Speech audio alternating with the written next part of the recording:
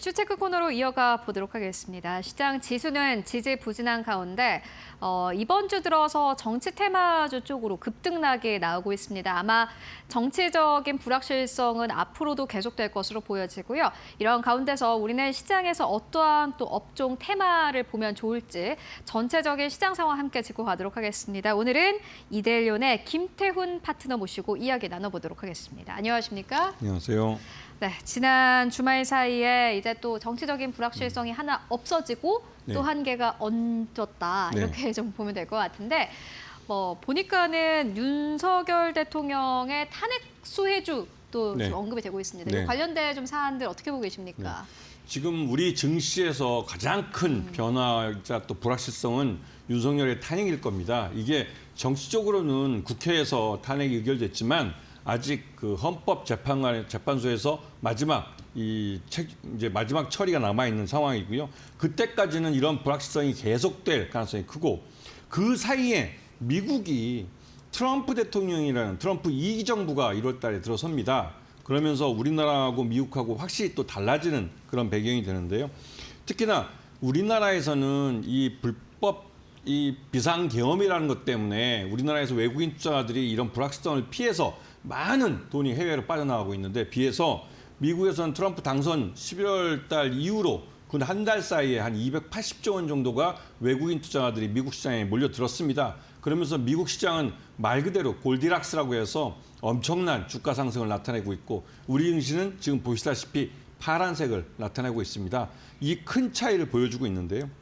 일단 지금 현재 탄핵 수혜주라고 말하기는 뭐하지만 일단은 지금 현재 이러한 미국에서 조 바이든 정부에서 트럼프 정부로 바뀔 때 나타나는 이런 정책 변화, 이 정책 변화에 대해서 시장에서 관심을 갖고 보셔야 되고 특히나 우리나라에서 이제 원달러 환율이 이렇게 많이 이제 급등하면서 이제 원화 약세가 추세적으로 나타나고 있는 그런 모습에 전 경제 모든 면에서 큰 변화를 가져오는 시기가 됐습니다. 이에 따라서 이 탄핵 수혜주라고 볼 수 있는 남북 경협주나 태양광 테마주, 중국 소비주 등을 자세히 좀 볼 필요가 있는 시기입니다. 네, 확실히 이전에 이제 정권에서 내걸었던 정책과는 정반대 업종이 잘 가고 있습니다. 태양광도 그럴 테고요. 신재생 쪽도 그럴 테고 남북 경협주도 그러합니다. 남북 경협주를 조금 더 살펴보고 갈 텐데 남북경협주의 주가가 급등락이 나타나고 있습니다. 특히나 정권 교체에 대한 기대감도 있습니다만은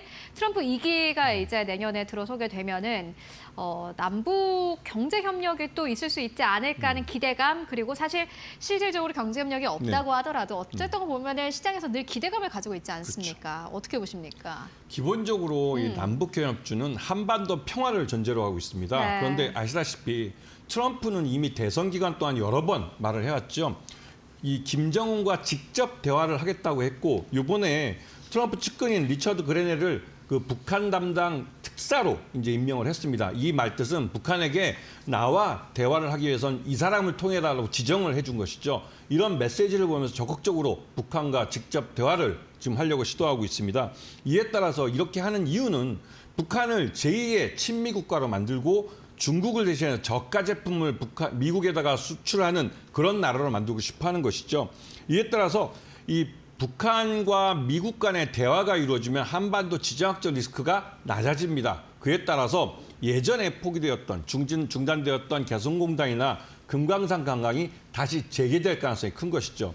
예전에 그 현대그룹의 왕 회장님이 그 북한과 계약을 맺을 때 50년짜리 계약을 맺었습니다. 그리고 개성공단이나 금강산도 20년 정도 이 사업을 하다가 중단이 된 상태고요. 이 말뜻은 아직 계약 기간이 남아 있습니다. 그렇기 때문에 이 개성공단이나 금강산 관광주 중에서 일신석재나 아난티, 인디에프 정도를 관심 있게 두고 보시는 게 좋은데요. 일신석재 같은 경우는 통일교 산하의 그 회사로 이 회사가 파주 인근에 토지를 대규모로 보유하고 있습니다. 항상 남북 관계가 괜찮아지면 이 접경지 지역의 땅값이 많이 올랐기 때문에 자산 가치가 올라갈 수 있는 것이죠. 그리고 일신석재는 자회사가 금강산 관광권을 갖고 있기 때문에 금강산 관광 산업에도 다시 또 뛰어들 가능성이 크고요. 아난티는 아시다시피 금강산 그 지역에다가 아주 큰 그 리조트하고 호텔하고 이제 이 골프장을 갖고 있었습니다. 아직도 있습니까? 그 지금 이제 관리가 안 돼서 지난번에 거기 호텔을 파괴했다는 뉴스가 맞아, 있었는데요. 그런 게 계속 나오잖아요. 그 여기가 만들어진 지 한 달 만에 이게 중단이 된 겁니다. 굉장히 아쉽기도 하고 또 한편으로 이곳에 이제 거의 한 600억 정도의 이 매몰 비용이 발생했습니다. 그래서 이에 대해서 아난티는 그렇지만 이 금강산 관광 지역에 이 갖고 있는 호텔과 리조트가 미래 성장성이 굉장히 높기 때문에 다시 진출할 가능성이 크고요.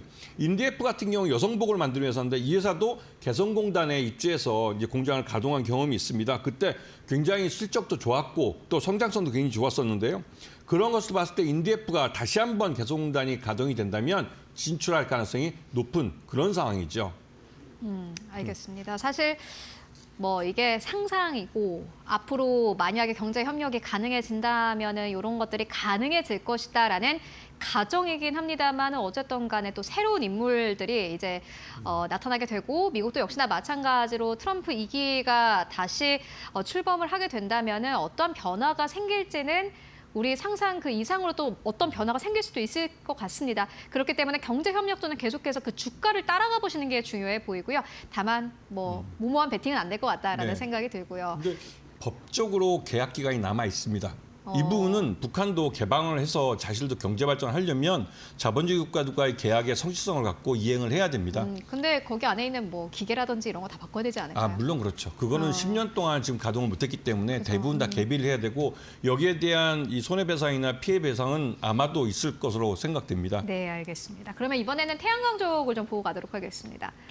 태양광도 진짜 오래 기다렸어요. 그렇죠. 지난 한 3년 동안 저희가 투자를 못했었는데요. 네. 이 부분은 우리가 앞으로 우리 기업들, 특히 대기업들이 해외 수출할 때 특히 미국이나 EU 같은 선진국과 거래하는 데 있어서 그 아리백을 통해서 이 거래를 해야 되는데요. 말 그대로 이제 그 재생에너지를 통해서 100% 에너지를 다 갖고 생산을 해야 되는 겁니다. 그런데 이런 부분에 대한 투자가 지난 3년 동안 많이 뒤처져 있었고요. 그래서 태양광뿐만 아니라 풍력 발전도 같이 이 재생에너지 쪽에서 관심을 갖고 보셔야 되는 것이고 특히 태양광 쪽에서는 지금 SDN이나 HD 현대에너지솔루션, SK 이터닉스 같은 회사들을 볼 수가 있는데요. SDN 같은 경우는 태양광 발전 기자재뿐만 아니라 태양광 발전소를 건설하고 운영하는 그런 회사이기도 하고 HD 현대에너지솔루션은 HD 현대그룹의 계열사이면서 사업 다각화 차원에서 조선에 집중되어 있는 사업에서 이런 태양광 쪽으로 사업 다각화 차원에서 키워주고 있는 회사입니다. 그래서 HD 현대의 그 현대중공업의 거래처인 앙골라나 이런 데서도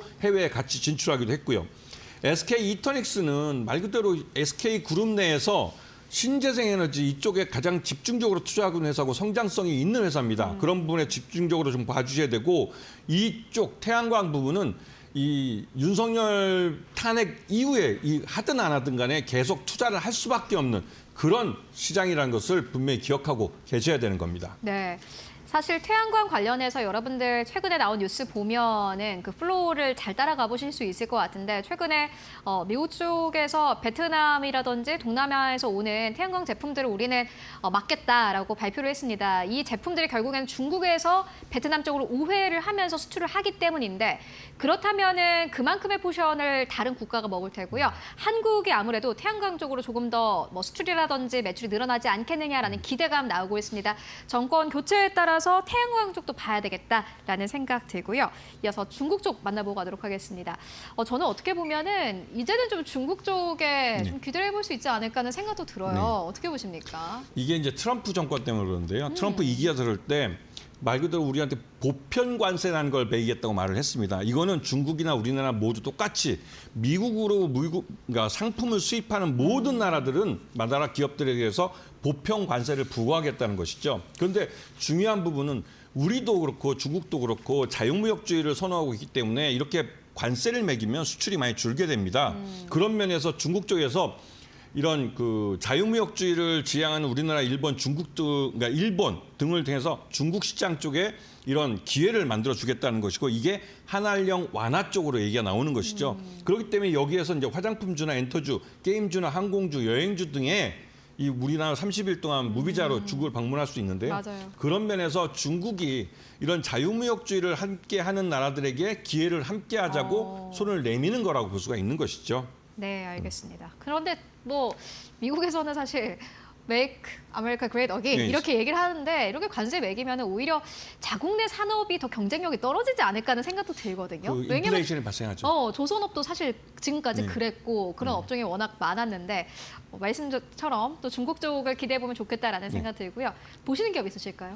네, 그래서 그런 면에서 게임즈 중에서 카카오 게임즈를 좀 보고 있습니다. 네. 카카오 게임즈는 올해까지는 실적이 그렇게 좋은 편은 아닙니다. 하지만 내년 2025년에는 신작 게임들이 많이 나옵니다. 이게 1분기부터 해서 시작해서 1분기, 2분기, 4분기까지 해서 신작 자체 개발한 게임들이 나오는데요.